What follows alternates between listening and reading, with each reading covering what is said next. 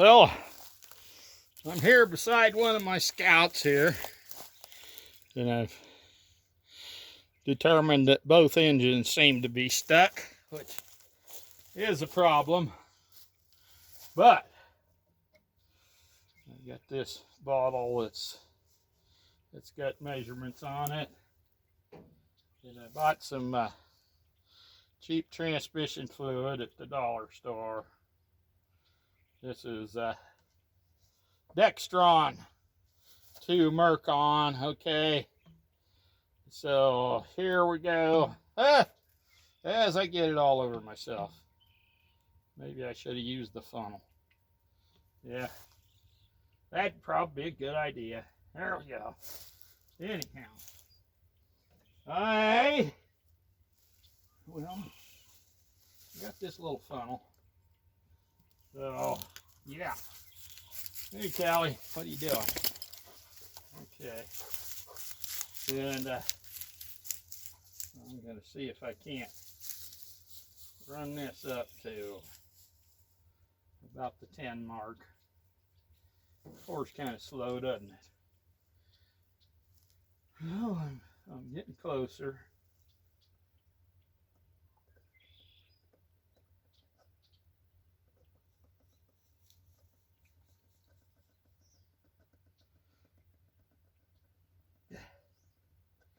There. Yeah. There we go. That's 10. Okay. So I got 10 ounces of the transmission fluid in. And now I will go for 10 ounces of acetone here. You know. So we want about the 20 mark there. About 50-50. Yeah. And this does pour in a little faster, doesn't it? Uh-huh. Not as thick.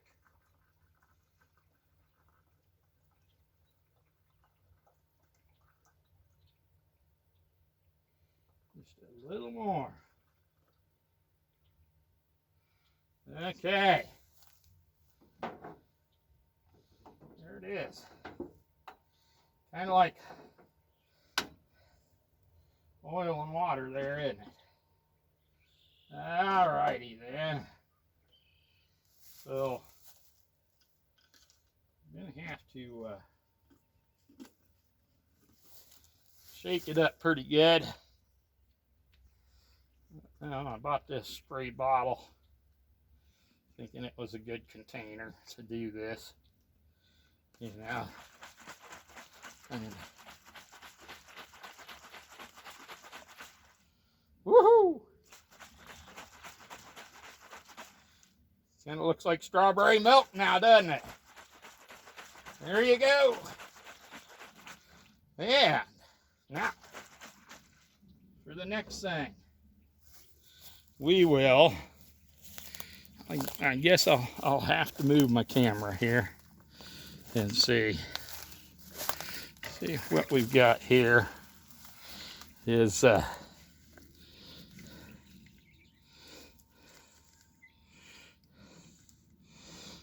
152 slant 4 here.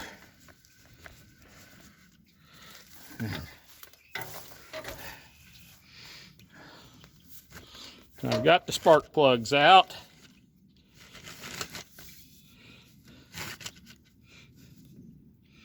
So it's about ready to go there. And I'll come over here with my bottle and my funnel here, and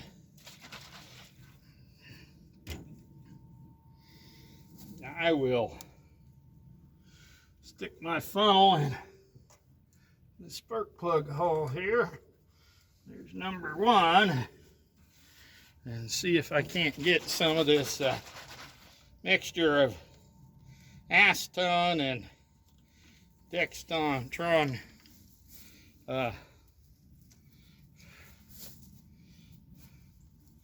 transmission fluid in the, pour into the cylinder here.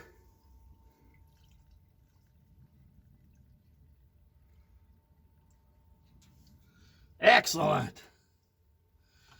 Yeah, that's working.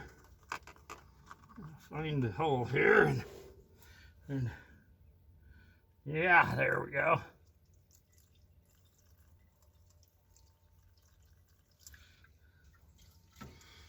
I don't know if I need as much as I'm pouring, but the idea is to pour some in, and if I can find the hole now, and you get old and shaky, you know, but get it poured in there and let it soak for a while, you know. I have freed stuck engines before, so if I get this one free, it won't be a new experience.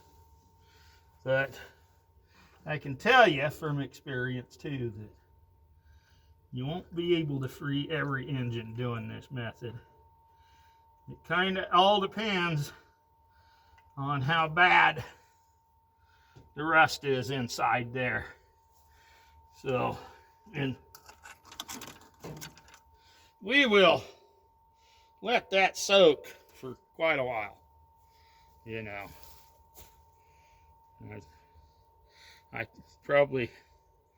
I was more than generous with what I poured in there, so yeah. Yeah. Probably don't need that much, but then, oh well. Yeah, I guess you never know. But, hopefully, I'll be able to free this. You know, it's like I say, you don't get every one of them freed. It's can be kind of a hit and miss thing. But anyway, I don't know. I have freed engines and there's one that this Ford Escort, well actually it was the Mercury version of the Escort, that this guy had got a drunk driving ticket and he hadn't drove it for 4 years, and I got that car and the engine was stuck, and my brother and I, we poured stuff in it and let it soak for a couple of weeks, and then we put it in high gear and rocked it back and forth, and of course it'd start going just a little at first, and a little more till eventually it cranked clear over. And my brother drove that car 3 or 4 years, got good mileage, ran good, you know. And I've got them unstuck before, and like my International pickup, my 59, I got it unstuck, but then I didn't drive it and let it sit there another year, and it was stuck again the next year.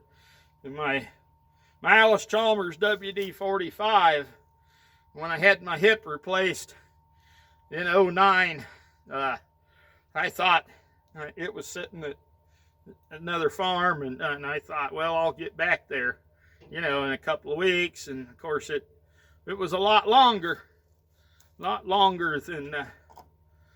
what I thought it'd be. And before I got around, it was like 3 months before they'd let me drive, you know, because, well, the doctor knew I was a truck driver, and that made him nervous, me driving a semi with the hip and everything. So anyhow, yeah, it was quite a while before they let me drive the doctors, and by that time the engine was stuck. Well, of course, then I ended up hauling it home, and I worked on it all winter. I'd put a little stuff in it, let it soak, and then I'd rock it back and forth 100 times a week. And by spring, it was running good. It's still running good yet. So, and that's all them years ago. Sitting in the barn right now. But okay, well, have a good one. It's a real nice evening here. You know, probably get colder there after the sun sets, I'll bet. But I better wipe this transmission fluid off on my jeans here. Well, an acetone, so I can shut this off. Yeah. So have a good one. Yeah.